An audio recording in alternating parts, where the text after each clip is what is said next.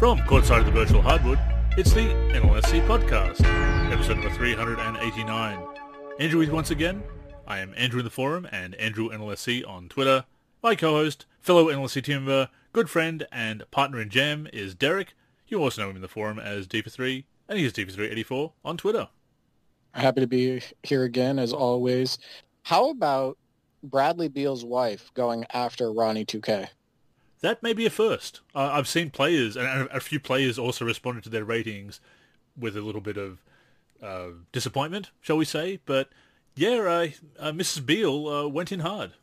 She really did. And it's because Bradley Beal was rated, it was announced that he was rated an 89 and not a 90 plus, I believe.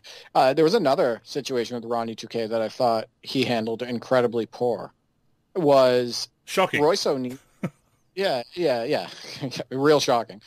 Royce O'Neal posted that he wanted to know his rating, and he asked Ronnie 2K to DM him his rating. And instead of DMing Royce O'Neal his rating, he posted it publicly. And he, quote tweeted Royce O'Neal. And I would think as a player that might piss me off.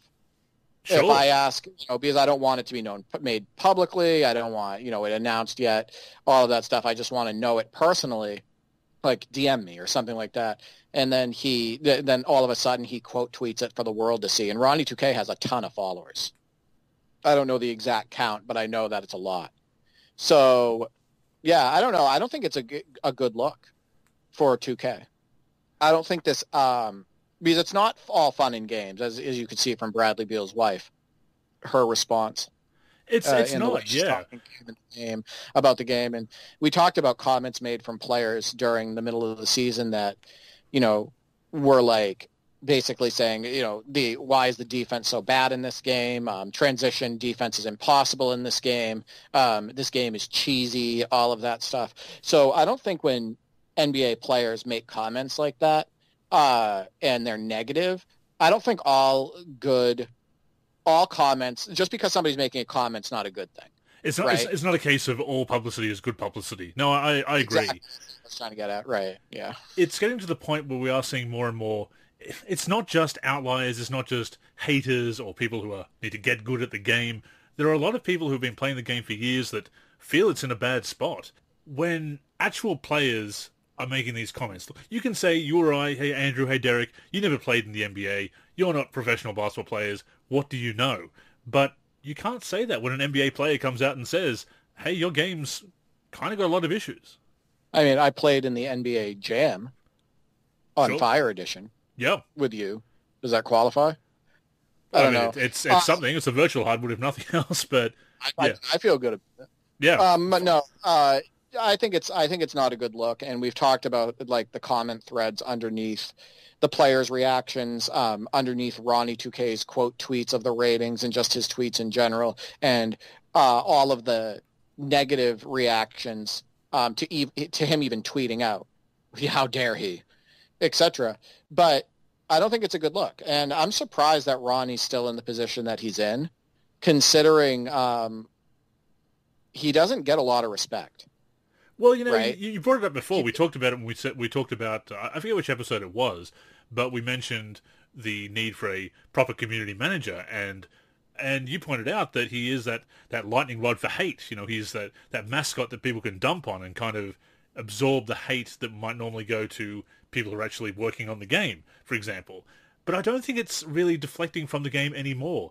And these ratings reveals are a good example of it, because it's less than a month away until the release of NBA 2K22, and we've hardly seen anything. We got a preliminary developer blog a few weeks ago, and we've got these screenshots, first look screenshots, and these ratings reveals.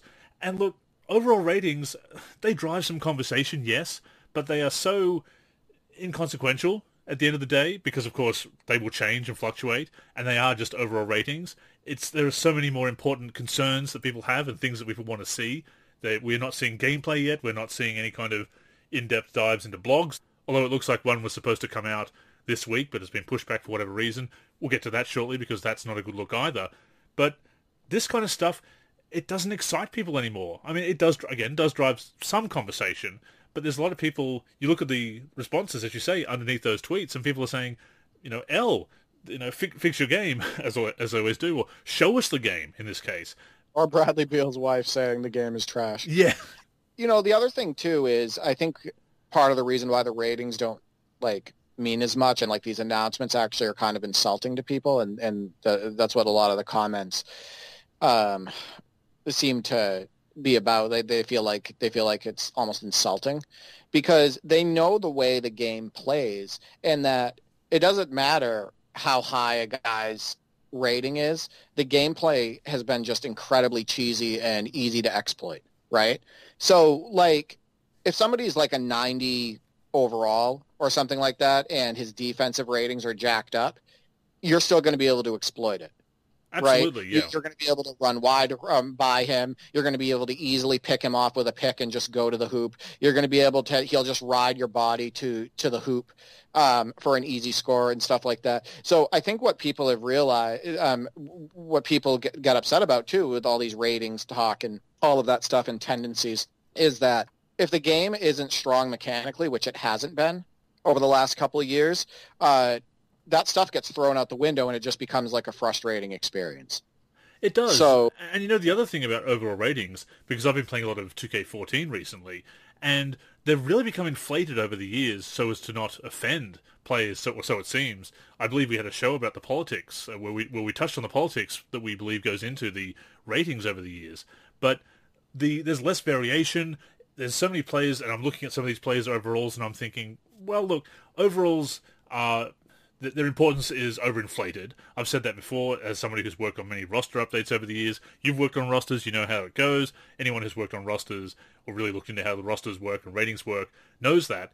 But there are so many inflated ratings these days. Players that would normally be somewhere in the high 60s to low 70s are now high 70s or even in the 80s. Role players. And there's been some other games in both 2K and Live where there's been some inflated ratings. NBA 2K9 with all those 99 overalls is a great example.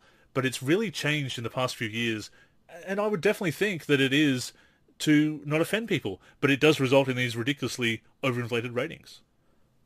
Inflated ratings unless you're a lot of the classic players and classic teams. Otherwise, they'll make Daryl Dawkins, 74 overall, and make him not capable of hitting mid-range jumpers, and make him useless on the floor. I mean, the fact that placeholder players on some of the retro teams that are rated higher than players in the rotation is ridiculous.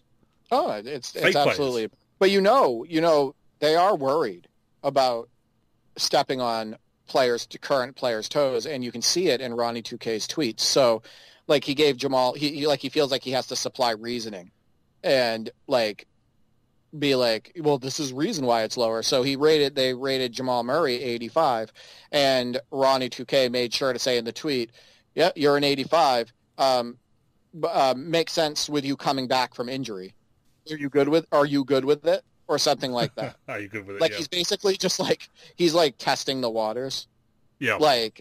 And whatnot, and being oh, well, I don't want to step on your toes. Here's the reasoning why you're only 85 overall, etc. So yeah, it's a really weird dynamic.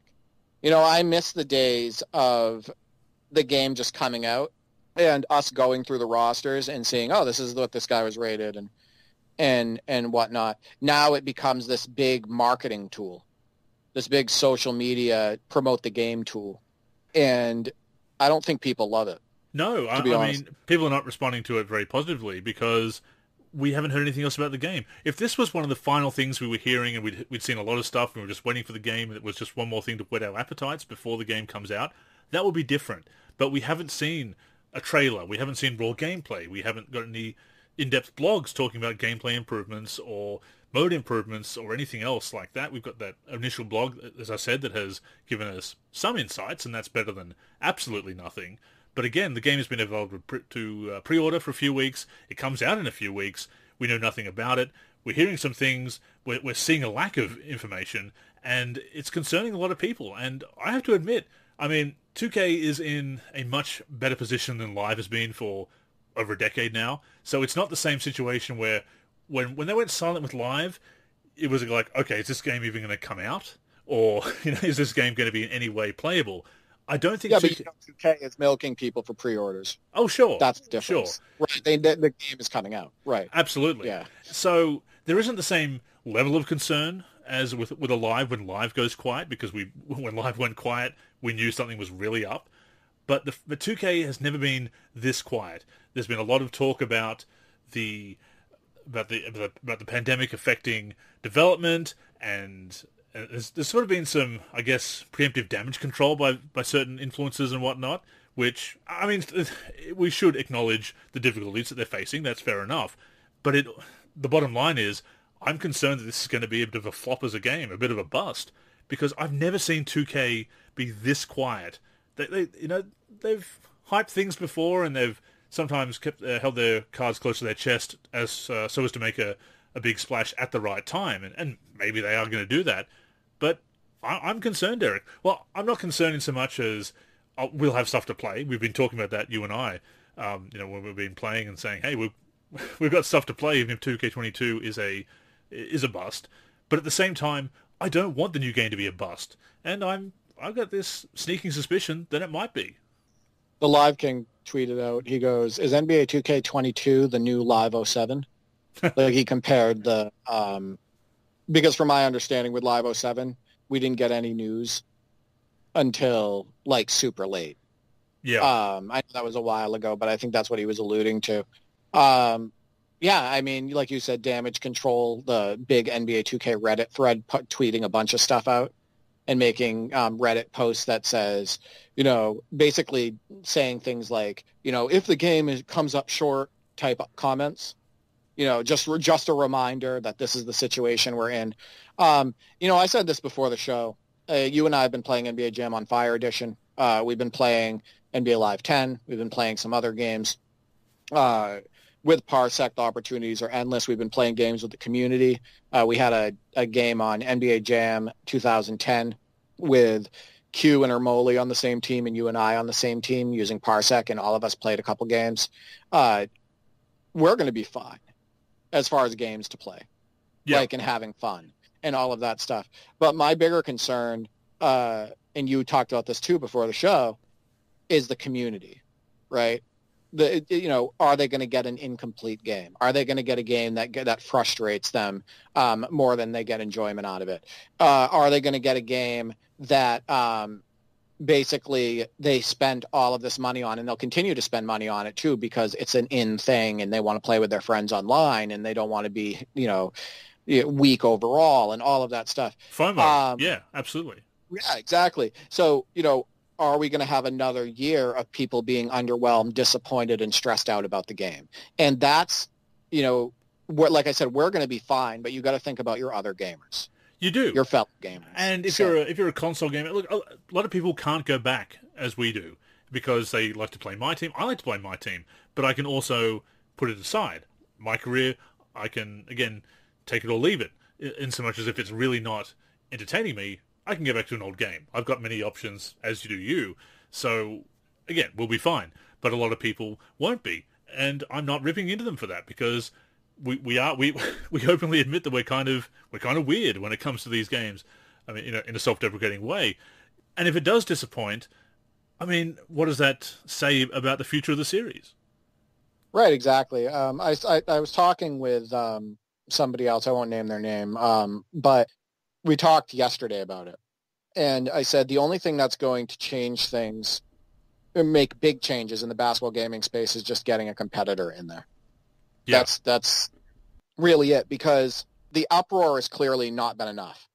The bad reviews on Steam, on Metacritic, the people who are not paid shills, making videos about, the taking advantage of people and how much the product has kind of taken a turn for the worst, all of that stuff. That stuff is not changing anything, right? It's not making them change their ways. The only thing that can breed excellence, in my opinion, in this space is having competition. Somebody else coming into the space. Bottom line, we say it a lot, but it's absolutely true. And the proof is in the pudding. Like you say, for all the complaints, the pre-orders are still there. Apparently the recurrent revenue in 2K21 was down, which which suggests that people are rebelling against it. The problem is that to counteract that, 2K is probably going to make it even. 2K22 is probably going to be even grindier and even more pushy. Okay. You know, We got to look at big picture. You can say that all you want, that it's down, but there's a much, and you know, I love the big picture. of course. There's inflation is at an all-time high, and people are out of work more than ever, and people are not making the same amount of money that they were, as far as like being able to compete with costs. So you can say that all you want, but that doesn't mean that their pockets aren't being strapped, and that, you know, that people aren't spending still more than their means on this stuff. Oh, absolutely. Right? No question. Yeah, I think that if you look at the reason it's down for the most part, I would say for the other reasons that I just stated, not because the gambling mechanics aren't working. Oh, yeah. You know what I mean? It's not that, but 2K will still look at that, I would imagine, and still make that pushier. Or at least it wouldn't surprise me if that's what's going to happen. It is funny, though, that you look at some of the comments that people are making, and they are so different to what they're saying about 2K21 Next Gen now, as opposed to what they were saying about 2K21 Next Gen last year. Because everyone was saying, oh, this is amazing, this is revolutionary, this is so much better than current gen. And now people are admitting, actually it launched with a lot of problems and a lot of legacy issues, and it wasn't actually the superb, out-of-this-world improvement that we were hyping it up to be. It's funny how the honesty only comes out as the new game is on the horizon. And it's something that I want to call out more often. Yeah, it's because it's not cool anymore. Yeah. Right? Because it's cool when it's first coming out, when it's being announced, when you see the previews, when you first get your hands on it and all of that stuff, and you want to tell your friends, or you want to be an influencer and you want to throw videos on YouTube, and you want to talk about it on social media. There's a lot of people that are out there like that. It's so disingenuous, though, man. It's ridiculous to see that some of these people that have been, I don't know, what do the kids say, caping for 2K21 for the last 12 months or so, and then all of a sudden they're admitting it's got problems. It's so disingenuous. Be honest from the start. It's okay to say, hey, this game isn't as good as we thought it could be. You don't have to say it in a way that's insulting or nasty towards the developers. It's okay to admit this game that you've been looking forward to, it didn't pan out. Don't be disingenuous. Right, and we said that early on. Remember, we were honest. We said, you know what? We're getting fun out of the game. Like, remember I was playing a Legend season with my brother? And we got like 40 games into the season. We were playing on the same team. And I said, I can see some improvements over the PC, PS4 version. The foot planning is slightly better, though still not great, which is what I said. So that's a critique and a compliment at the same time. I talked about how the defense still has its issues. I talked about how I like the contact alley-oops. Like, you don't have to go all in one way or the other, right? Oh, sure. That's what this is about. You don't have to go all in on praising the game and saying, oh, my God, this game is great, and, oh, you know, this is the best 2K ever, or go, this game is trash. Like, exactly. There's a happy medium of big picture feedback. Like, giving the pros and cons of the game, what they need to improve on, and what's good. Like, and not enough people do that. It's either one way or the other. It's stop insulting 2K. You be happy with what you have. This game is great. Or NBA 2K is trash. And then what happens is a lot of those people who say, oh my God, stop it. This game is unbelievable. This is the best 2K ever, blah, blah, blah. A year later, when it's not as cool anymore, they will say 2K21 wasn't that great. And look at all the things that 2K22 does better. NBA 2K21 wasn't enjoyable for these reasons. Well, you didn't talk about that while you were trying to promote it. No. You know what I mean? So, yeah, funny. I agree. It's frustrating. It's because it's kind of the opposite of what people say, because people say, oh, you go back and you hated the game at the time, but now you love it. It kind of seems to be actually the opposite, where people love the game, or at least said they did, and then throw the old game under the bus. I see a lot more of that happening than people saying that again. I mean, look, we all revisit games over the years. Like I've been doing with 2K14, even Live 10, of course, as I've talked about many times on the show this year, because it's been my retro kick for months now, is that you can visit an old game and realize, oh, it wasn't as bad as I thought, or it's even better than I remembered it. That does happen.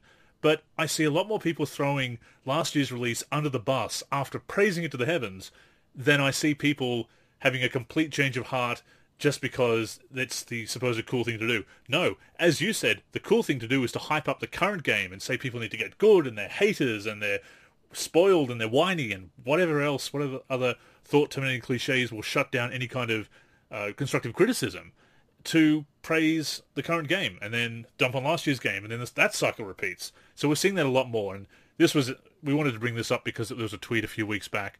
Obviously we haven't recorded for a couple of weeks because we had the Leftover shows come out the last couple of weeks. A tweet that came out that pretty much said that, and said, oh, you all pretended you hated this game, or you all hated this game and now you love it.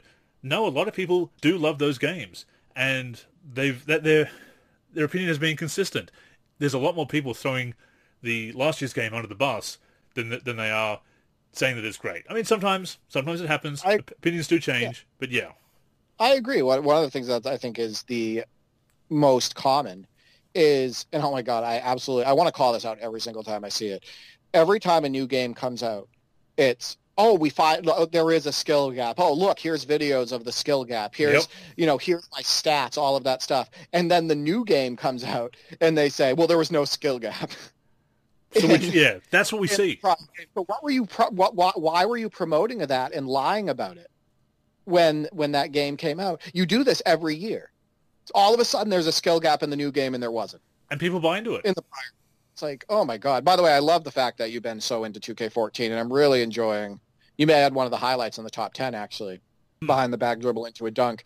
You and I had some early conversations about NBA 2K14, and you said that you weren't that fond of it. And I know that you were really into, you were still really into NBA Live, and NBA Live 14 came out, and NBA Live came back, and all of that stuff. But you've really been getting into NBA 2K14, and the footage looks awesome, and I can tell that you're just having fun with it. I am, and we will be getting into what we've been playing, because there's been a lot of stuff that we're to catch up on, and there's actually some stuff in 2K14 that I want to relate back to the focus on the current games, and of course it goes into the whole microtransactions aspect, which again I just imagine that they're going to be even pushier with 2K22. If 2K21 failed to meet expectations, they're going to ramp it up, and it's whenever that's the focus is not on gameplay or fun or our enjoyment. So be aware of that, people. That could well be coming with 2K22 on top of any other issues the game has. But before we get to that, we do have some news and notes, because the developer blogs have been delayed. No trailers, anything like that, any gameplay previews. But we do have some notes here from Beluba. Shout out to YYY2K, the top mod over on the official NBA 2K Reddit, has compiled this information. It was on NBA 2K TV that he appeared. So I'll just run down this list of points that he's made here, Derek. The first one is, current and next gen are much more similar on court this year compared to last, which, I mean, there was some difference, certainly in the way they felt, but as far as the general mechanics and whatnot, I thought they were pretty similar last year, Derek. I think the biggest improvements that I want to see, I like hearing that. That is a good note. One of the things that I'd like to see that comes from next gen into, the PS4, PC versions of the game is that more balanced player movement, where the players aren't running down the court completely hunched over, and it's less herky-jerky. Like the movement looks more human-like, and in turn feels better on the sticks. And I'd also like to see the skating to be a little bit less intense than it was on 2K21 for PC. I think that NBA 2K21 for next gen still needs a lot of improvement with foot planning. Which I've talked about and demonstrated before, the issues with it currently, lack of control, lack of being able to stop on a dime and shoot, sliding all over the place on defense, feeling like you can't plant. But I'd like to see that more balanced foot planning, better foot planning in the PS4 PC version. So that note is promising for me. So that's a good point. I hadn't thought of that. I mean, there's a lot of similarities in control and whatnot, and that will be the case. And I think that should be the case. I don't think that there's a need to have different controls on both platforms. I agree. I think that they should try to make them as close as possible. That's the way I look at it. So that is a promising one. There's a note about shooting. Hard to explain in a tweet. Main change is much larger weighting towards coverage. Aiming is gone. Blue will explain more in the upcoming courtside report that will be coming in a couple of weeks. He's saying that in a couple of weeks. I mean, that may be recorded a couple of weeks ago, so it might be coming next week. Timing's a bit ambiguous there, but anyway, it should be coming soon. Pretty confident the community will like it. There's a lot of backlash against the aiming system in 2K21, so I'm not surprised to see that go. On the Twitter polls and the Reddit polls alike, it was very overwhelmingly against shot aiming, so not surprised to see it go. You don't have to be as high as last year to be a perimeter shooting threat if you have good timing. Steady shooter has been removed. That's a badge. The vibration shot cue is gone, which was pretty much the case last year, but now it's completely gone. And turning up the shot meter still gives a boost. So I think that's the right move. I know a lot of people are about shot aiming because of the skill gap, but the fact that we could see that it was still exploitable, to me that says it's not skill-based enough yet. And I think it was the way it was implemented was too clunky. You know, this is the thing, people, if you like a mechanic, you will defend it and say get good. And I understand that, but I think when, in the polls, when 90% of people are saying we don't like this, it hasn't gone the way, it hasn't been executed properly, shall we say. I have a few things to say about this. So first off, the shot aiming is not a true skill gap because it's not mechanically sound, because it doesn't make sense, and it also doesn't feel like basketball. I said that on one of our first episodes when we were talking about the new game. The shot aiming doesn't feel like that belongs in a basketball game, the way it mechanically works. Like, I don't feel like it's really aiming a shot. And I don't think that it works well enough and makes enough sense to represent skill gap. If anything, it represents exploit, right? Yeah. You can exploit it. So, no, I'm glad that's removed. Where did we, what was wrong with having just timing? Yeah. What was wrong with that? Why are we trying to reinvent the wheel? Why are we trying to add all of these layers to something that worked so well? Well, shot aiming, people have mentioned that shot aiming is kind of Beluba's thing. That's his baby. So he's always trying to bring it back.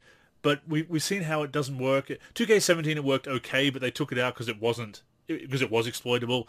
NBA Elite 11, it was exploitable to the point where people were making three-point hook shots once they got the timing. We saw it in the demo of 2K21 where people were making full-court shots once they mastered the aim. So that is the problem with the aim. Let it go. That's, the other point, too, that I wanted to make about this, remember I talked about one of the biggest red flags was how they turned off layup timing by default? Yes. In the NBA 2K21. Do you know why they turned off layup timing by default? Because it was completely faulty. Yep. It didn't work at all. And if you had layup timing on, you'd be missing shots with the cursor right in the area where it's supposed to be. You'd be constantly missing layups, and then way outside of it, you'd be hitting them. And that happened when you and I played online. Plenty of times, you layups way outside the meter and then missing when they were in it, in that little area. So that's a red flag. If your game is being released with user timing on shots and layups, and you have to completely remove 50% of that, and make it so by default when people turn on the game there's no layup timing, that's a red flag. It is. So, it's subtly admitting there's a problem. Right, exactly. And they didn't announce it either.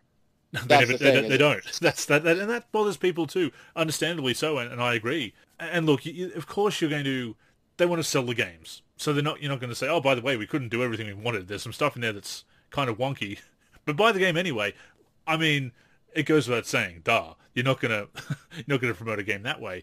But there is still that secrecy and that lack of transparency and honesty that only comes afterwards in the next preview season, which is why people aren't really believing the previews anymore. I'm seeing a lot of comments on the 2K Reddit saying that, oh, we've heard this before. People are finally realizing that and not believing it. And 2K, that's 2K's fault. They cried wolf too many times. Well, they cried skill gap. It's the developers who cried skill gap. Another point, dribbling. Dribbling is probably closer to 20 than 21 control-wise, e.g. holding the pro stick always shoots like 20, but there are new moves and combos that you're going to want to learn. I like the dribbling in 20 more than 21, so that's promising to me. I don't like it really in either. I don't think the dribbling's been very good since 2K17.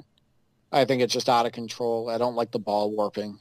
I don't think that it resembles real dribbling the majority of the time. It's very herky-jerky as well, overall. So I'm not expecting anything that I'll love. Well, the Curry slide has been specifically named as coming back into the game, so that's going to be Yeah. Yeah. So we know what the online scene is going to be like, and I won't be a part of that, I can imagine, because that's the way it's going to be. One of the interesting things that's been mentioned are the seasonal animation content. There's going to be new seasonal animation content drops for My Players only, not NBA players. The goal is to keep the game fresh all year long and encourage players to use signature moves that they otherwise may not have. Don't worry, there'll be still a ton of variety to choose from at launch. So with the new seasons approach in MyCAREER, you won't be able to select every single animation off the out of the gate, should I say. There'll be new ones added and none will be taken away, but new ones will be added during the season. Interesting idea, but if they're changing the meta up too much with each season and not offering a respec option, I can see a lot of problems there, and I can see that being a money grab, because that's a prime place to have people. Oh, my build as of this season is no longer good. I need to start over again, and I don't want to grind, so I'll have to spend some money on VC. I can see that being an issue. Yeah, you know more about this scene than I do, because I don't jump into that. But I can see how that could be a money grab, like you had stated, just another way to have people put a little bit more money into the game in order to compete and not feel left behind. So that's, like you said, you sound like you're going to be staying away from a lot of that with NBA 2K22, and I think that's probably going to be healthy for you. I think so. I mean, MyCAREER has been a lot of fun. Ironically, after all this burnout I've had on it, I've been playing it and enjoying it in 2K14, I should say. So, but that's just playing through the story that I didn't play through back in the day, and for researching a future Web Echo Wednesday article, and just to be able to comment on it a little bit more, because I didn't play it so much back in the day, and it's a change of pace. But I have been enjoying playing the more traditional non-player locked gameplay recently, and that's what I'll be doing mostly in 2K22 and other games moving forward. It's just I'm spending some time with this in 2K14 as a change of pace. But yeah, I am leaving it behind. I did play it in 2K21 and had some fun with it, but I didn't grind as hard. I didn't get above 90 overall this year. I went online a few times, and the last game I played in the Rec was actually a pretty good one, so I've left it. That's my good one to end on for the year, basically. I don't want to jinx it by going in and experiencing what the Rec is usually 90% of the time. So, yeah, I will be avoiding that scene more. My team is probably what I'll be playing more of those particular modes in 2K22. But again, my NBA holds a lot of appeal for me, going back, harkening back to our conversation with Leftos. I'm ready to be converted back to franchise mode gaming. So that's probably what I'll be looking to do more often than not. If again, depending on how much I dedicate myself to 2K22, depending on its quality. It does mention that some content will be season exclusive. Signature shots and animations will not be. Once they're dropped, they'll be in the game for good. They won't be taken away. They're gating more animations based on size and ability this year. So again, that will help with the meta. But much like my team cards, we'll see how long that lasts before they just give in and let people make those OP builds. The plan is to release the same sick animations on both generations. There's going to be new jump shot landings will be added, and my players will not lose 99 this year in the 95 to 99 system. Only on next gen. Current gen will still have that system, which means if people get to 99 overall, they can lose 99 if they lose a game, even if they perform well, which of course encourages people to not play with lesser players or random people, and basically encourages toxicity because nobody wants to play a game and risk losing their 99 overall rating. So current gen's probably still going to be toxic AF, and next gen might be slightly better. So yeah, elitism even from people that are not even that great at the game that just buy their way into a higher overall and whatnot. I wanted to bring up something about my NBA really quick because you touched on that in the conversation with Leftos. I really do hope that he takes my feedback seriously as far as having that 14-player requirement waived in order to help retro roster makers and on consoles and PC. That way, random players aren't assigned to rosters that have less than 14 players, because 14 players wasn't always a requirement. And if you can create retro single-season rosters or retro rosters in general with rosters that hold only 10 players, you're gonna see a lot more rosters out there because of the assets and resources, etc., that are available to people. So I do hope that he takes that feedback seriously. The other thing too about my NBA is I cannot get into my NBA unless I enjoy the game. Like, I have to really enjoy the game, like the gameplay between the lines. I'm not like a sim stats guy. I'm not, let's make trades and like transactions guy, all of that stuff, signings, all of that. I'm not into that unless I really like the game. We'll see how that goes because it wasn't enough for me on NBA 2K21.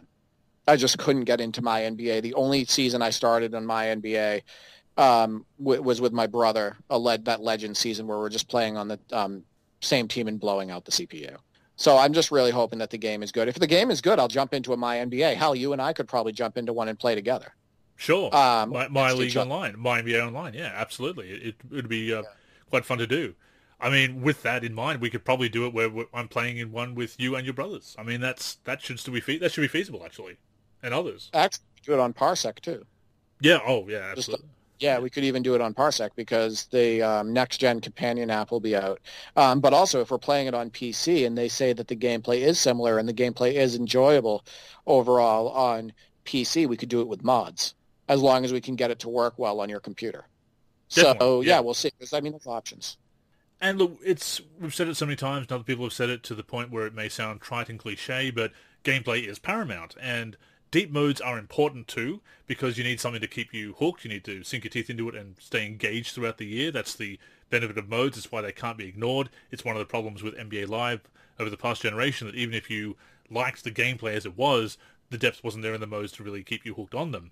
But if the gameplay isn't enjoyable at all, then the deep modes admittedly are for naught because you don't want to play them. And yes, you could use them as a simulator, I suppose, especially the franchise modes. You could basically use them as a management mode, but if you've got the gameplay, you want to play the game as well. And I know some people like to just watch gameplay or sim, and not judging, that's fine, but most of us, I would say well over 50%, closer to 85, 90% at the very least, do want to engage in the gameplay. And so if it's not up to scratch, the modes, they have to work together. Everything, the whole package has to be enjoyable. Right. Look how much fun we're having on NBA Jam on Fire Edition. Oh, why? Sure. Because of the gameplay. By the way, how fun is it using mascots? Yeah, it is. Really changes it up. And I mean, with that in mind, that is pretty much all the 2K22 news we have for now. So let's go into what we've been playing over the past week, which has been a lot of On Fire Edition. And as you said, trying out some mascots, trying out some unlockable teams. The Sonics, of course, has been our team of choice. And we're just ripping through Road Trip right now. We had a great session last night. We're really playing well together.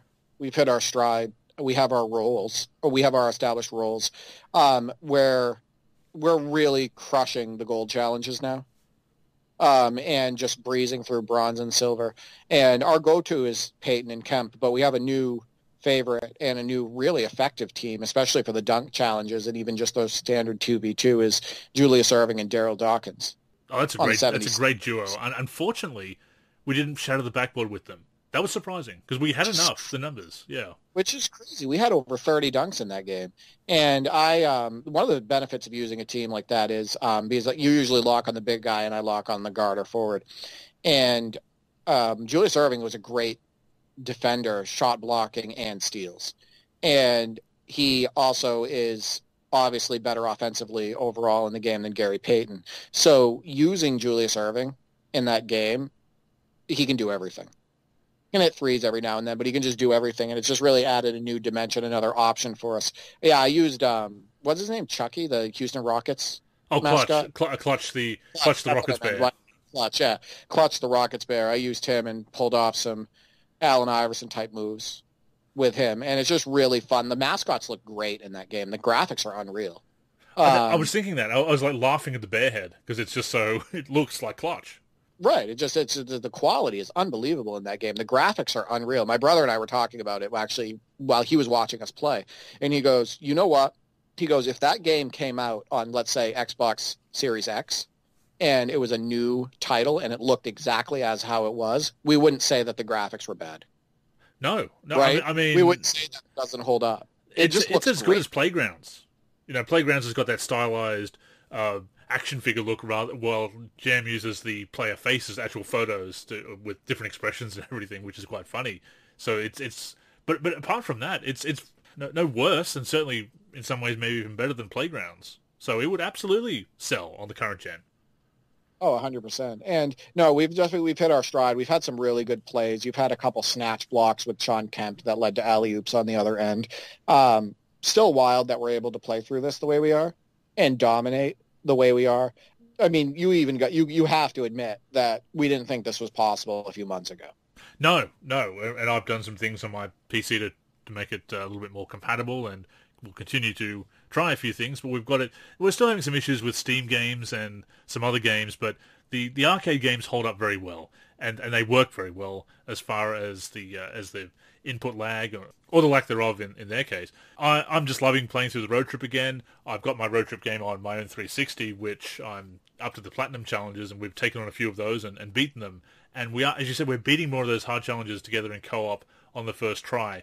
There's a couple of them when they change it up with the remix rules that throw us for a loop, but it's usually the first rematch we're getting it.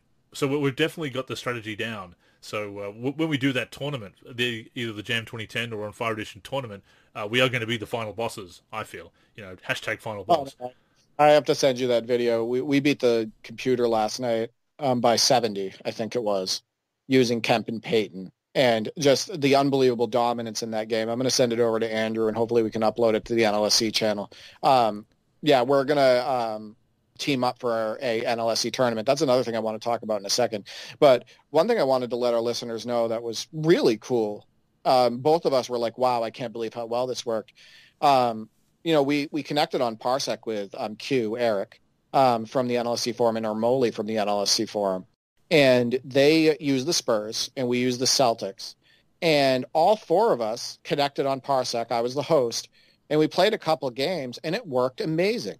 Flawless. All four of us. It was like we were playing, like you said, it was like we were playing on the couch together. Or in front of the arcade machine. Or in front of the arcade machine, yeah, exactly. And I felt like you and I had a really good showing there, and it was really fun, like the teamwork and all of that stuff. And they played pretty well as together at the same time. But how cool was that? And then, like, I've hooked up with a couple other people on Parsec where we played, three of us connected, and we played, like, NBA 2K17, et cetera, on the same team. And it's just the opportunities are endless. It's been really cool to connect with the community. I've connected with over 15 people now from the NLSC. And on different games as well. That's, it's at first we just had a few that worked, but we're finding more and more that work. Maybe not with you and I because of where I am in the world, being in Australia without internet being what it is. But other games you tried with other people, and we've been able to expand our repertoire as well, our array of games, I should say. NCAA Basketball 09 is one we had this week as well, and that worked even better than Live 10, and pretty much on par with Jam. I don't want people to be put off by that comment either. People need to understand something. Andrew doesn't have great internet. And Andrew and I have trouble with Steam games mostly, but when you get to the emulators, we can play almost anything. You and I played NBA 2K, and it worked pretty well. Live 2000 worked pretty well. Remember we put on the Dolphin emulator, and NBA Live 2004 was working well? Oh, sure. Just Live 2003. So I don't want people to be put off by that. We can basically put on any emulator game, Andrew and I, and play it right now. I think the biggest thing is Steam because of the interface. Now, you're the only person that I've had trouble with input lag-wise really on Steam out of everybody I've played with. But any emulator game, we've been basically able to play now. And I think that's really cool. Like, we played some... And, like, NCAA Basketball 09 was really fun when we played I do want to get back to NCAA Basketball 09, but I did want to mention the main problem for me with the original 2K was that I was playing with the 2000 Bulls, and that was not a good team at all to play with. Randy Brown's one of the better players. Yeah, I mean, Hersey Hawkins' go-to guy. Hersey Hawkins' go-to guy. Young Elton Brand, who doesn't look like him. It's a generic face. Randy Brown. Yeah, I felt bad about that. You still had a couple good plays. I almost put one of them in the top 10, like a poster dunk, Elton Brand on Vitaly Potapenko. But, yeah, I mean... The opportunities are endless. I've just really enjoyed connecting with people. I think that NCAA Basketball 09 is my new kick. You know how you're on Live 10 and 2K14 still? I think that's my kick right now. That's a fine game. I reviewed that earlier this year because I've finally been able to collect those games, those college games, since I have the PS3 now as well. So that was fantastic and at a good price because they can be quite expensive to get hold of those games and college hoops as well. But how great was it to have those quote-unquote classic teams that have, obviously they've got fake players, as do the contemporary teams in college basketball games. But, man, did they push their luck with it. and that's what led to the Ed O'Bannon lawsuit. Push their luck so much with the numbers, the way the players looked from the broadcast view. You use that 1982 North Carolina team, and you can tell it's them. Like, your power forward is number 52, which is James Worthy. You have Sam Perkins. Like, you got Michael Jordan. And if you actually play it, like I showed some highlights on Twitter, if you actually play it from the broadcast view and you don't go up close on the faces, it's like these two teams are in the game. Yeah, right. It's like, who it's supposed to be. Yeah. They look amazing. They look absolutely ridiculous. Like, I used Houston against you, 1983, and it was Drexler and Olajuwon, number 22 small forward, number 34 center, same height, all of that stuff. And man, they did a good job with some of that stuff in that game. The atmosphere is great. Dick Vitale's commentary is awesome. It's on the fly. That is some of the best commentary I've ever heard in a video game. It's awesome, baby. Yeah, the whole thing, like his discussing the gameplay on the fly, all of that stuff. The graphics are incredibly immersive. The dunks look really good going to the hoop, which is surprising from NCAA Basketball 09. The animations look good. Like, how about that Jordan layup? That was in the top 10. That was Jordan-esque. Absolutely was Jordan-esque layup. Yeah, that was a great game too that we played. That was a very competitive game that I just pulled out of the buzzer, and then I almost threw it away. I gave you a second chance at a game winner when I went for the steal and didn't realize I got it, and then fired it up. And to this day, that is an issue with basketball games, having shoot and steal on the same button. That's something they haven't fixed yet. That actually happened with NBA Showtime, to have pass and steal on the same button, and it's really screwing me up sometimes so I'll get a steal on NBA Showtime, and right when I get the steal, 100% of the time, I pass it. Let's say I get a steal and I can just go up for a dunk, I pass it to the backcourt because it's like all connected. So there's like stuff like that is annoying. Yeah, and I know you shot that full court three. I was really going for a top 10 in that game. You saw me trying to drop concept with Drexler, and I was like doing these 360, trying to do like these 360 dunks, and you kept blocking me. One thing that's really good about NCAA Basketball 09 is the feel of defense. It really feels rewarding getting steals, coming from the weak side and getting blocks. I really like NCAA Basketball 09 a lot better than NBA Live 09. I know it's the same engine, but I think it works better. The mechanics work better in a college game, and they feel sharper. Like, I think overall the game is sharper. Well, they put in the effort to make it stand out as a college game as well. So it's not just a reskinned NBA game. Right, exactly. You can tell. You can tell because of all the defense, right? Exactly. Like the way the teams play defense, the way they're getting in passing lanes, the way they double team, the way they're playing zone, all of that stuff. Even just the way they run the floor, the pace of the game. I really enjoy NCAA Basketball 09. I think it's a hidden gem now, in my opinion, that nobody talks about. So I'm going to be spending more time with it. Well, everyone talks about College Hoops 2K8, I think.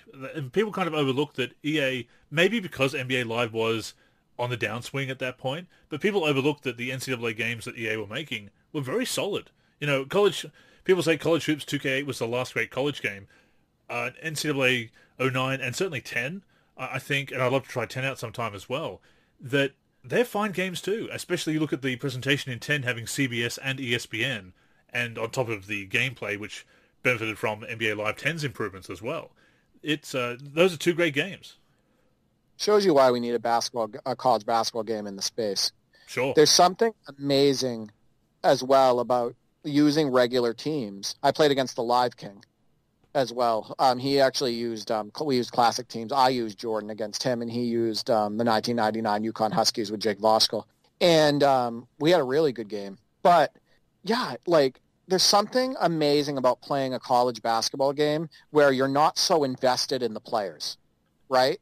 And if they don't have names and they only have numbers and whatnot, you can create your own legends. You're not thinking about, oh, well, I can't use Shane Battier because I have Dwayne Wade, right? Sure. Like, I can't give the ball to Shane Battier here because I have Dwayne Wade. You think of the players completely different. And it's really cool to play a loose game like that on a college basketball title because you don't have all of that regular knowledge. You know what I mean? About the players. No, I definitely know what you mean. It's I felt that way about World League Basketball on Super Nintendo, which of course is the PAL version of NCAA Basketball, an actual college game. It's the PAL release that's reskinned it as a fictional global basketball league. You've got these fake players, and you can create your own narratives. As you said, you create your own legends. You can see they've got their own abilities, so you just play. You're not worrying about this person shouldn't be scoring this many points on that, or whatnot. I do like that about NBA games. It is something I enjoy, but as a change of pace, I love it. Yeah, it's fantastic. One other thing that I like about college basketball games, too, is the emphasis on having to move the ball. Like, if you and I had played and we were just trying to go ISO all the time, it wouldn't work because the defense is so much more intense, right? And the zone defense and the switching it up and the getting and passing lanes if you don't swing it at the right time, all of that stuff. I like how dynamic the college basketball game is in video games, right? It feels like you have to play more team ball. And if you ISO constantly, you're going to get buried. So, yeah, there's a lot of different things that I like. So that's my new kick, that in NBA Jam OFE on Fire Edition. The other thing I wanted to point out about Andrew and I, what people need to realize is that we're playing NBA Jam on Fire Edition on my Xbox One together, which the servers are offline.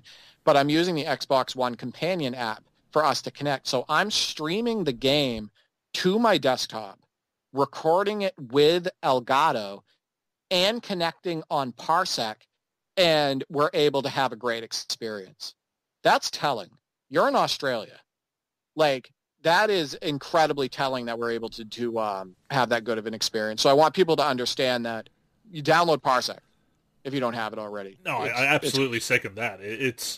And we're not just messing around. We're playing a competitive. Either we're playing competitive against each other and being able to compete fairly on fairly even ground, or we're going against what can be some pretty tough challenges, on Fire Edition because of the real AI and the cheese that comes along with it.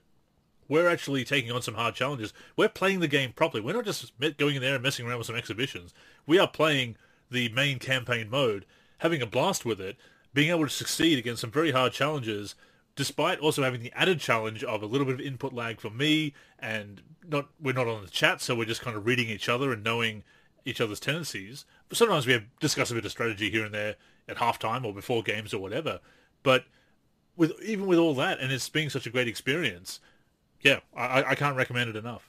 Yeah, I think the Discord's been good. I think it hasn't taken away from the forums either. I think we've still had some comments on the forums and posting highlights, and Q and Ermoli have been in there, and Cabs4872.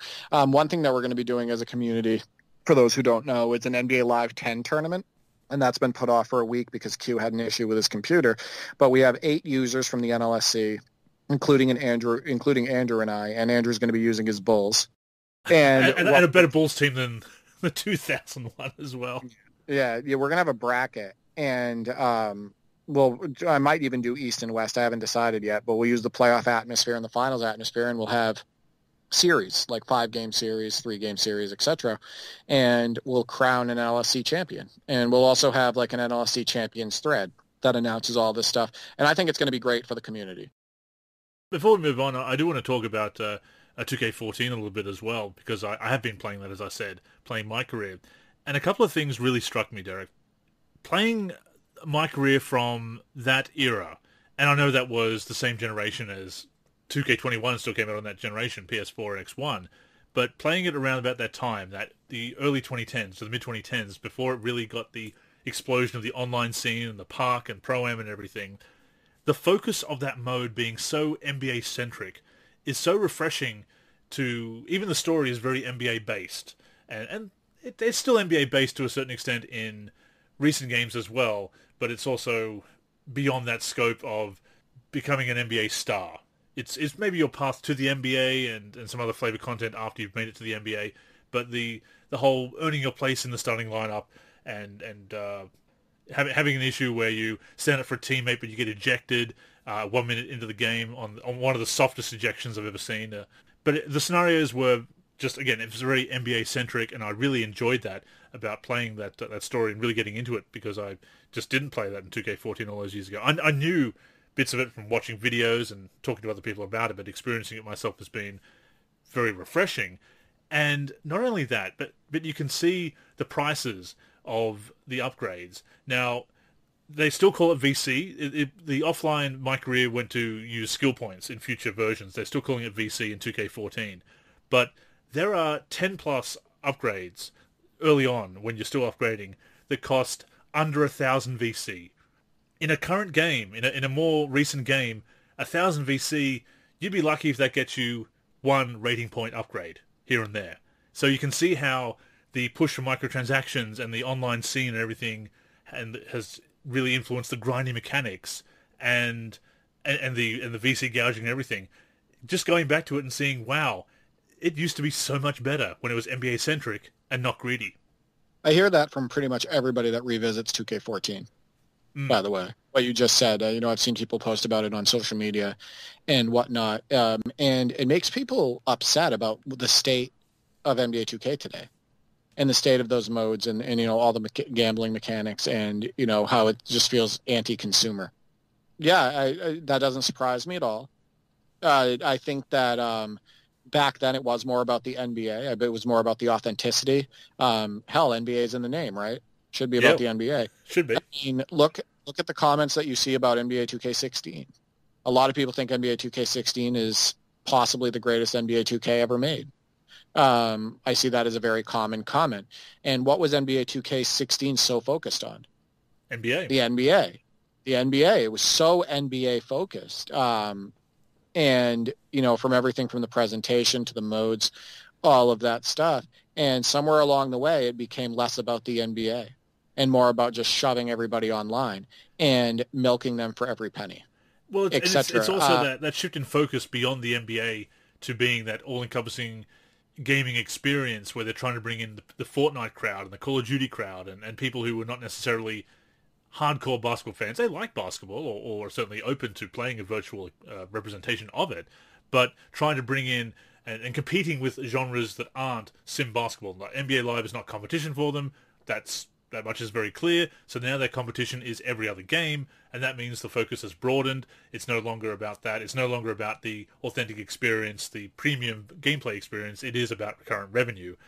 You say that, and people say, "Oh, you're banging on about that. Keep banging that drum and just repeating yourself to flogging a dead horse." But it really is true. And when you go back to these games from 7-8 years ago, you can see just how much things have changed, and it's really startling. Like, I knew it was the case, but when you go back and actually experience it again, it really drives home how much the online scene, which I have enjoyed at times, but how much it's had a negative impact on that single-player experience and the game in general. Like, I'm starting there at 65 overall and playing pretty well, but still building up my ratings and trying to, as I'm getting more minutes, trying to make more of an impact with them and upgrading the ratings for a minimal cost, for a much more affordable cost, and everything's just not a VC gouge, and it's been such a refreshing experience, but also makes me very wistful about the more recent games and the grind that comes with them, and it's really unfortunate that has happened, but you do go back far enough and you do see that pure career experience and that focus on a fun experience because it predates. I mean, VC was obviously in the game and you could buy VC at the time, but it wasn't as big of a push. That was still a couple of years away, and yeah, you can just see the difference. Yeah, I mean, the thing is that the people that say, well, yeah, keep beating a dead horse or keep talking about it. Go ahead, you've been complaining about that for years. A lot of times silence is acceptance, right? Yes, absolutely. And that's something that people need to realize is, sure, at times we do bring up the same points on this podcast. Sure, at times there are threads that are created that talk about similar things that we've talked about in the past, similar issues, etc. But the moment you stay silent is the moment you accept those issues. I agree. Right? Yeah. And you don't want to accept those issues. And those issues have only been getting worse year in and year out. So no, I don't think silence is really an option. I don't think it's beating a dead horse, and I don't think it's overdoing it. I think that you don't want to accept these things, and you understand what it means for the greater good and the greater gaming community and whatnot. So speak up. When you revisit the games, it just drives home how much things have changed, and not for the better. I mean, there are certainly things about 2K14's MyCAREER. The teammate grading logic is kind of awful compared to recent games, and that's actually emphasized how much that has improved, and some of the things about the gameplay that do feel fake in their own right. There's also a lot of issues in 2K14 that I recognize as being in 2K21, which is also very, very concerning for the future, built from the ground up as it is. 2K21 next gen, that is. So there is that aspect of it. But it has been enjoyable because it has been that, it's reminded me of how my career used to be, just this really cool experience. It was about being an NBA player, the life of an NBA player, and improving at the own pace. The stats are, it's actually, I'm enjoying how it's actually more difficult to put up big numbers. And I'm not going to brag here because people say, oh, you're playing against bots in my career, but CPU. Exactly. You can dominate the CPU in my career in recent years because you kind of have to grind up your badges. That's how it works. 2K19, I'm averaging 60 points a game and 20 assists per game. Trying to do that in 2K14, it's more realistically paced, and the players, it's harder to get those assists. The defense is better. Defense NBA 2K14, yeah, absolutely. AI logic, the way that AI and the way your players move a lot of times on offense, but most importantly, my brother and I were playing on the same team on NBA 2K14 recently, actually, and we felt that the transition defense, help defense, and overall man-to-man defense was just that much stronger and that much more realistic on NBA 2K14 than the last couple 2Ks. You don't have the slow-motion side-by-sides. It's almost like the perfect mixture of brick wall and side-by-sides. You know what I mean? Like it does, yeah. It holds up well. And I've been enjoying it, but no, it has been fun to revisit, but it also does make me a bit wistful about the direction that it's taken, and it's because we're not going to see that again, because it's too big of a business. Recurrent revenue, microtransactions these days, they're so ubiquitous in not just 2K but gaming in general that no company is going to get rid of them unless the unlikely happens and the bubble bursts, or the almost as unlikely happens and there's legislation against it, which there has been in certain European countries, but obviously not North America or Australia or many other regions. So yeah, it's unfortunately nothing's going to change there. We don't get as good of an experience as possible. And that's why I bring it up, because people will often say, yes, you don't have to pay, which is true, but it's designed in a way that if you don't, then you won't have the same kind of experience, and the experience has not been prioritized because it's forcing you to pay. Whenever you're being forced to strongly consider paying for upgrades or my team packs or whatever, then your enjoyment has not been prioritized. That's just a fact. I want to bring something up, and this is a little bit off topic, but I just couldn't help it. I was thinking about the highlight from your 2K14 MyCAREER that made the top 10. And did you notice that on the slow motion replay where you go up for the dunk, that your jersey has incredibly realistic movement? You notice we don't have that now? I hadn't, but I'm going to have to look for it now. But now that you mention it, I'm going to look out for it, yeah. Like that. It doesn't look like that. If we have a jersey movement, it doesn't look like that. And I was just looking at that. I'm like, man, this is freaking impressive. You know what I mean? And I was just looking at the graphics on that. And by the way, it's kind of cool that I was able to smooth that out, because that instant replay looks amazing in 60 FPS. But just like the foot planning and the way the jersey moves and the animation overall and everything, I was just like, man, this looks great. 7 years ago. I'm going to have to revisit that game with a Way Back Wednesday, because I did last year to celebrate the arrival of a new generation, and I've read about that retrospective recently, and I don't entirely disagree with what I wrote, but I am feeling a bit more positive about it. So much like NBA Live 10 and Live 06 on 360, I'm going to have to write another article and revisit that with some of my new thoughts, because I'm feeling a bit more positive towards it. Not to the point of completely throwing out my criticisms. There are some moments where I think, oh man, this is frustrating. There's a lot of turnovers in 2K14 that feel very canned, very contrived. That's true. Some of the passes that you make in 2K14, it's like they intended that to be a turnover right as you threw it. Exactly, yeah. Like there was no way it wasn't going to be, right? Yeah. I had one where I passed it to Jason Richardson, tried to, and he just suddenly turned his back on me and leapt in the air, and it went straight past him. And why would he do that except to give me the turnover? So there's a lot of there's things like that. But that still kind of happens in recent games as well. That's a legacy issue, which is also very troubling. But something that I do have my criticisms, but I am really enjoying it, and it feels so good to return to a game. And not only that, of course, I've been playing with some retro teams as well. Some of those highlights you've seen on the in the top 10, such as the Drexler crossover and dunk, and which was quite nice. So that's been great. And of course, Live 10 continues to be my retro gaming kick as well. Yeah, I've been getting the achievements in that, obviously. Been playing some retro team matchups. Been just actually played the Australia game, FIBA, with a FIBA tournament game. Well, not a tournament game, it was just an exhibition game with the FIBA teams, I should say. So that was a lot of fun. I also put together that NBA Live 10 mix, Ode to the 90s. I was quite pleased with how that came out. The song choice, which was The Stoic and the Sailor by Unicorn Heads, shout out to them. That's a royalty-free song that's available in the YouTube studio library. So if anybody sort of has that, wants that vibe of their mix or their video, I would definitely recommend that. And some of the other tracks by Unicorn Heads, they're putting that out there. They're putting out some pretty good music there. But I was quite happy with that mix. Very happy, in fact, Derek. And it seemed to get a pretty positive reaction. So I really appreciate that. The mix was great, and I love the transitions. I love the transition of Kid in a Dallas uniform transitioning to the Phoenix Suns one. Yeah, no, I'm quite pleased with that. Yeah. Yeah, and then Jordan disappearing, all of that stuff. Like, I want to make a point. We need more content like that. I'm not saying you in general. I'm just saying, like, in the basketball community, it'd be really cool to see more retro gaming content that has, like, thought into it.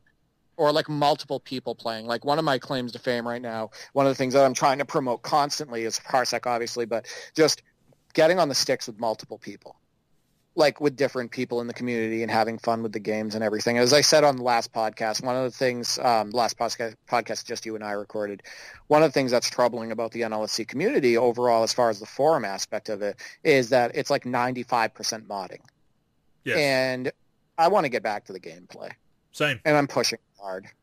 No, we definitely want to do that. And, we were talking about it before we started recording. We're open to suggestions for content as well. Yeah, let us know. What would you like to see out of the NLSC? We have Parsec as an option. What would you like to see as a tournament? What games would you like to see us play? Andrew and I have the ability to connect on almost any game, and we have massive gaming collections. So let us know what you want to see us play, and maybe we can put something together for you. Maybe you want to see a certain aspect of a game. Maybe we can touch on that.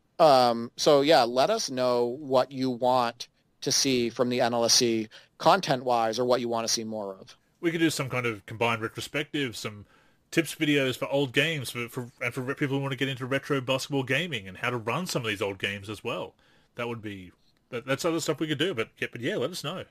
100%. And I'll say again, if you haven't downloaded Parsec, download it and message me, because we can get a game in. Absolutely, and we've got that section of the forum to set up games, and you've got all that information there, how to set up Parsec, and you're available to provide some extra advice, obviously, to people who've been asking for it. And you've put together the great reference of all the ideal settings, which have been working out great for everyone as well. So we've got the resources, and we'll keep building on them and making some fun content. And I do want to shout out to VF Baller, because I know he listens to the show and is always coming up with some kind comments and being very supportive of the show and our other efforts.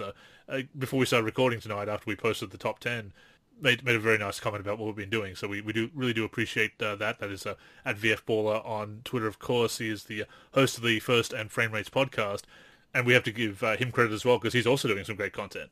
Absolutely. I know that he has streamed some of the games that we've been recently playing and whatnot, and he's been sending me highlights for the top 10, and one of his highlights placed high this week as well, a really nifty pass on NBA Live 19 using your Bulls. Yes, actually, in that highlight.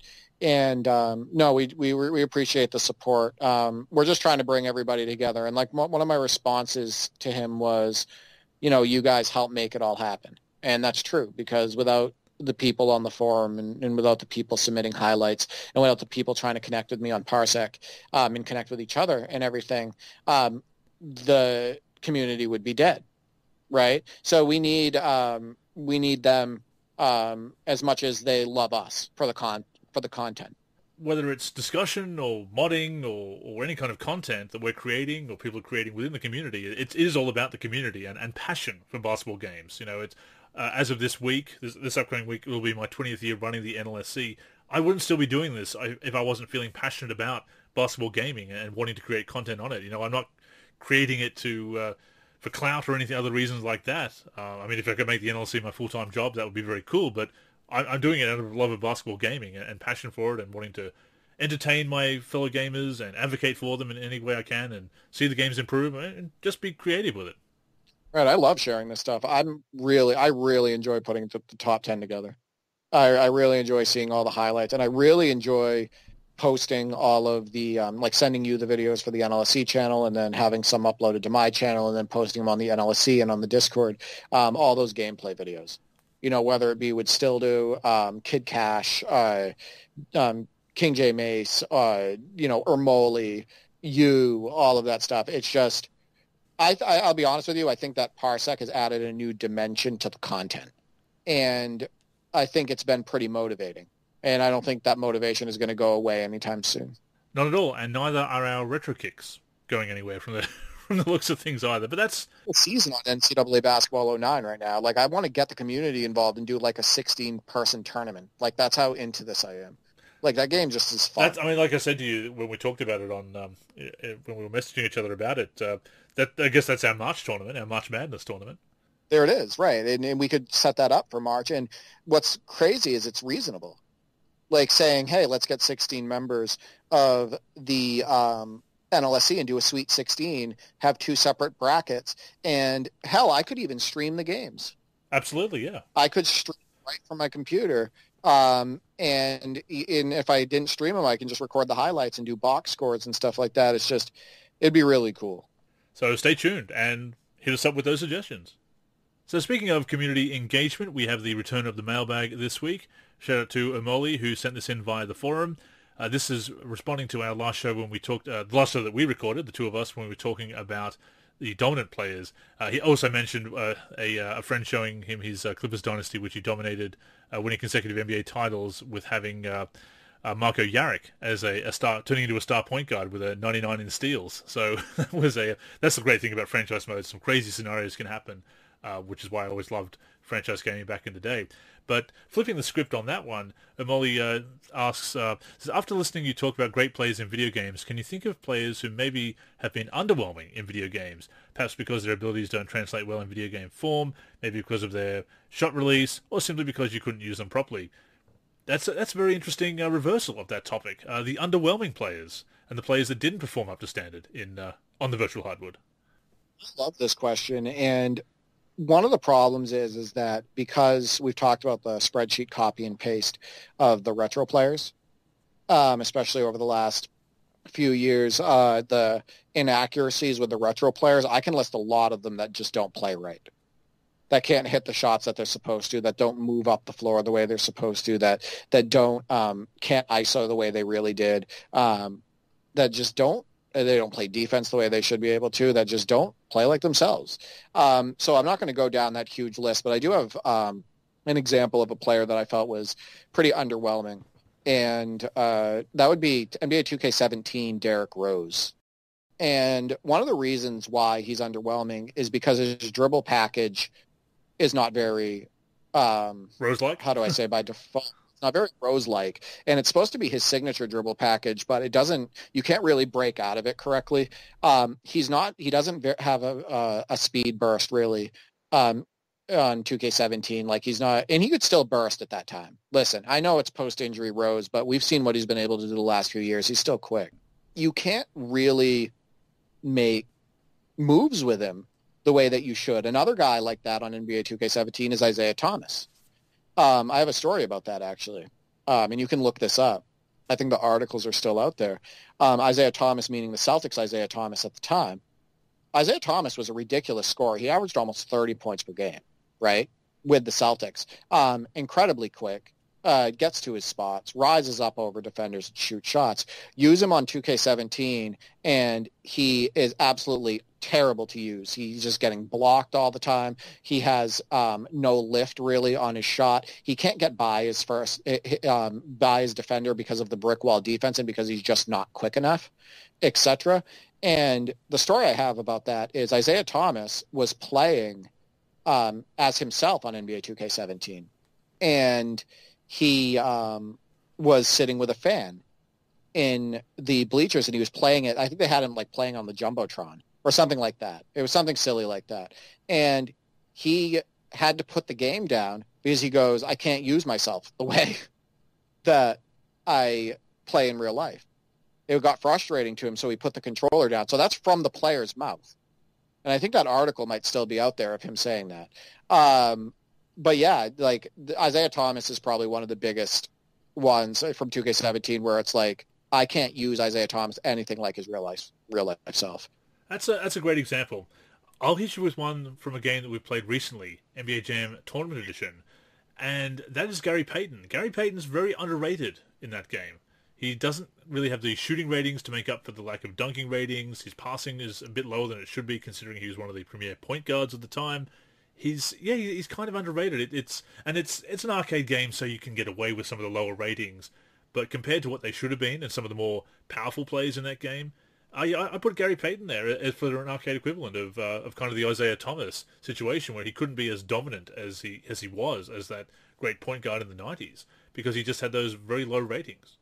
No, I can agree with that. Remember when we revisited Tournament Edition and I was using Payton? Yeah. And you were using Kemp? Exactly. And I was getting blocked constantly at the rim. I couldn't dunk. No, I can definitely see the Gary Payton thing. And by the way, I found the article with Isaiah Thomas. So, like, one of his quotes was, he said he didn't use the Celtics because he, using himself, was unable to finish at the rim on NBA 2K17. And I can see that because every single time if you can get to the rim, every time you get to the rim with Isaiah Thomas, he gets swatted. But in real life, he was able to avoid defenders or score over the top of them, etc. So, yeah, that just kind of further cements my point about him. But no, I can see that with Gary Payton. You know what I was trying to think of was a game that was more in the NBA 2K13, 2K12, 2K11 days of a player that was incredibly underwhelming. We've already talked about players that were overwhelming, like that were like way too good, like Hashim to beat and whatnot. But man, I mean, Joe Alexander, Jumpin' Joe, is a cheat code in Live 10. We found out. Yeah, and Alonzo G is a cheat code in NBA 2K13, and he shouldn't be. He's like Julius Erving on steroids in 2K13. I will say, Live 2004 generated rookies are very underwhelming, very underpowered, and I believe I brought it up on a previous podcast. But over the years I've come to work out, and I'm pretty confident in this, why it happened, because that was the year they changed from the 50 to 99 to the 0 to 99 ratings. And a lot of players were underrated, both their overall ratings and their individual ratings as a result. A lot of the rookies that year, I think LeBron was 69 overall, Reggie Miller was 61 overall, so there were a lot of underrated players that year. But because it generated rookies based on the old scale, where the internal rating was a higher rating in the game, for example, a rating of 50 in the database was about 75 in the game, they were still generating dribbling ratings which would have translated to 75 in the old system, but came out at a straight 1-to-1 50 rating. So suddenly you had all these point guards that could barely dribble, couldn't make a dribbling move among the generated rookies in 2004 because of the rating system. They hadn't fixed it up. They did fix it up for 2005, thankfully. So that was an example of basically the more you played into franchise mode, or dynasty mode as it was renamed that year, revamped, you would have all these players, these new players coming into the league that were very underpowered, and you'd pick up this great point guard in the draft, and they could barely make a crossover without losing the ball. So that's another example I'd throw out there. Yeah, it's a silly oversight. Yeah. But I have a couple others, Ermoli, for you, and one that we experienced last night, which is because Ermoli and I connected and tried to play Showtime on the hardest level again and beat the computer. One of them outside of that was, I talked about it earlier, Daryl Dawkins, who in video games, they continue to make him like 74 overall in the 2Ks, and they make him his mid-range rating like a D or a D- or something like that, maybe even an F. And if you ever watch footage and you actually know the way Daryl Dawkins played, one of the biggest parts of his game actually was pulling up from the mid-range. And he actually had a really nice mid-range shot. And I have videos from one game of him just constantly doing post fadeaways on people and scoring and, shooting free throw line jumpers. And that's how he scored the majority of his points. But not only is his signature way off in the NBA 2K games where they make him have a set shot when he really had a jump shot where he shoots high up over his head. But you can't take any of those shots with him in NBA 2K. He's incredibly underdone defensively and offensively, and you can't use him anywhere like he played in real life. So you can on NBA Jam on Fire Edition, though, a little bit, as we experienced last night. You and I were awesome, Irving and Dawkins. But NBA Showtime, and Ermoli is going to be able to connect this right away. So Vince Carter was a pretty good three-point shooter. And we went against the Orlando Magic last night, and it was me on Carter. And this is NBA Showtime, NBA on NBC, people. That's the game that came out around the year 2000. And we were against Chris Gatling and Bo Outlaw. And you would think, all right, we got T-Mac and Vince Carter. One of our advantages is outside shooting, right? Of course. Well, Vince Carter's only a 12 out of 20 on three, which is in the yellow. And T-Mac's a 12 out of 20, I believe, which is in the yellow. And so I'm out there bricking three after three after three with Vince Carter. And they're going down the other end and smoking every three with Bo Outlaw and Chris Gatling, who can't shoot him. And I'm just like, come on. Like, this is the worst balance of all time. But that's what you get when you play on the hardest level. But Vince Carter is incredibly underdone as a shooter in NBA Showtime. So instead of being able to knock down threes at a relatively okay rate, especially for an arcade game, he should be hitting a little bit more. I ended up having to be regulated to trying to just dunk every single time with him. So that just happened last night. So Ermoli probably can appreciate that. Another example I'd throw out there is in the early days of basketball gaming, kind of the mid to late 90s. So your NBA Live 95 to 96, 97 and their ilk, because jump shots were such a harsh dice roll, spot-up shooters and role players like a Steve Kerr weren't always as effective as they could have been, because you often get robbed of that three-point shot. Yeah, I can agree with that too. And guys who thrived in the mid-range back then, just shooting mid-range shots in those games are weird. Like, it feels very strange, and it feels like you're at a disadvantage. And oftentimes they feel so contested, and you can get blocked easily that you just want to avoid them altogether, which is strange because back then the mid-range was an incredibly important part, right, of the NBA and basketball in general. So, no, I can definitely see that. I can't think of no others really come to mind. It's a lot easier to mention the overpowering ones, because they're the ones that I guess stand out as the ones that you were able to score the 100 points with out of nowhere and things like that. I can't really think of any other. There's been some underrated ones. Steve Nash has always been very difficult to rate with we touched on overall ratings at the top of the show, because his overall has always felt lower than it should have been given his standing in the league, because he doesn't have the defensive or athletic ratings, and they've dragged his overall down a bit. Conversely, a player like Josh Smith has always felt a bit overrated and had an inflated overall rating. It's been very difficult to rate him there. But they both kind of played like themselves, to my recollection. I mean, there's a lot of stuff like this. Jerome Kersey is so slow. You remember Jerome Kersey? He was explosive. Of course. Amazing fast break player up the floor for those Blazers teams who average over 110 points a game. Flying to the hoop, explosive dunker, etc. Go ahead and try to use him in some of the 2Ks, and he crawls.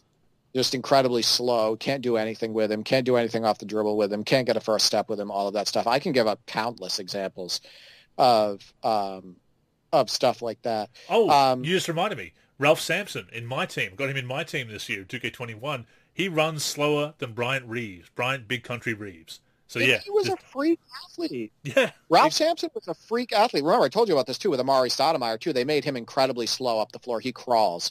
He was a freak athlete. Ralph Sampson flew up and down the floor. He was an unbelievable athlete. It's stuff like that. We can give countless examples of items like that. There was one that I was just thinking of and I lost my train of thought. Oh yeah, no, Nick Van Exel. So Nick Van Exel, you can't use Nick Van Exel like Nick Van Exel. In those games, he's too slow. He's too slow getting up and down the floor. He has Sean Marion's free throw. Oof, so he's just shooting it from his chest. Stuff like that. Ermoli, to be completely honest with you, I could probably come up with far more examples of players being underdone and not being able to be used right than players being used right or being overpowering. Yeah, I think the retro teams, as a blanket statement, because of the inaccuracies and copy and paste and lack of attention to detail and care, I think that you'd find it a lot there. I'm trying to think of contemporary players that were perhaps a bit underpowered.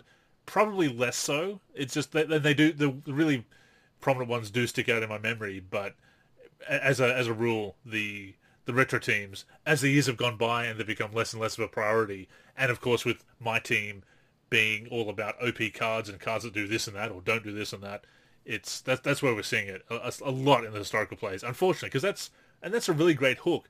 theoretically, on paper, for 2K, but over the years, the care and attention to detail just hasn't been there. I think Drew Holiday on the Pelicans at the time for NBA 2K20 was pretty underwhelming. Couldn't really use him like himself defensively or offensively. So that'd be one like now player that I could use as an example. Actually, I could also throw out there when games were more primitive and you couldn't defend as well, defensive stoppers were less effective than they should have been. Like a Bruce Bowen, for example. Oh, yeah, 100%. And then guys that shouldn't be getting stops are just, like, smothering you, like, overpoweringly dominant. And then if you're playing 2K13, just nobody could get a stop. But, no, yeah. Certainly not when people were trying to dunk anyway. Right. But, Molly, if you were to ask Mrs. Beale who is underrated in 2K22, that's certainly her husband, would be her answer, I think. I don't know about that, Molly. Yeah, Molly, just go on Twitter and search some of... replies to Ronnie 2K, basically. Replies to Ronnie 2K's ratings tweets. But thank you once again for the question. It's a great topic to tackle as we have the mailbag make a return this week. Of course, if you'd like to get involved with the mailbag, we certainly encourage you to do so. We love the interaction. Podcast at nba-live.com, or you can hit us up on our socials, which we'll be promoting shortly, and of course in the forum. And that has brought us to the end of episode number 389 of the NLSC podcast. We thank you as always for tuning in. The podcast comes out every Sunday on the NLSC, which is nba-live.com. We're also on all the major podcatching apps and platforms, Spotify, Apple Podcasts, Stitcher, Podcast Addict, to name just a few. On those platforms, search for NLSC Podcast, look for our logo, that will be us, or keep streaming on the NLSC, of course. As long as you're tuning in each and every week and enjoying the show, that is the main thing. And speaking of socials, Derek, what are yours and any other final words you have this week? People, please keep sending me your top 10 highlight submissions. I've really enjoyed looking at them. I'm loving putting the top 10 out each week. I think the highlights come out really great. And I love that interaction. Also, if you haven't downloaded Parsec, download it and reach out to me on Twitter at dfor384 and we can get a game in. Also, you could jump on the NLSC Parsec Discord. That's in the Parsec section on the forum. Tune into Holding Court with D for Free. We're on Apple Podcasts, CLNS Media, Stitcher, Amazon Audible, etc. It's where we talk real hoop, and we hopefully will record an episode soon. Just a lot of things have gotten in the way of that recently. I am on Twitter, as I stated, at D for384, my gaming channel, as well at D for3G, where I post a lot of highlights recently of my Parsec games with other people. And you can find me on the NLSC, D for Free. I'm a team member there. And I'm also on Instagram and YouTube, D for Free. I am Andrew in the forum and Andrew NLSC on Twitter. As I mentioned during the course of the show, this is my 20th year running the NLSC. As of August 26th, that'll be my anniversary. I'll be doing something fun for that. And of course, it's also the 25th anniversary of the site itself. So stay tuned for some content and some other things we have in the works for that. You can follow the NLSC on Twitter at the NLSC and like us on Facebook also at the NLSC. On Instagram, we are NLSC Basketball. Our YouTube is youtube.com/NBA Live Series Center. And of course, give a look to the NLSC itself, nba-live.com, for everything we do for basketball video games. But yes, that's all for this week, so thank you once again for tuning in. Until next time, I'm Andrew. And I'm Derek. Go get buckets, everyone.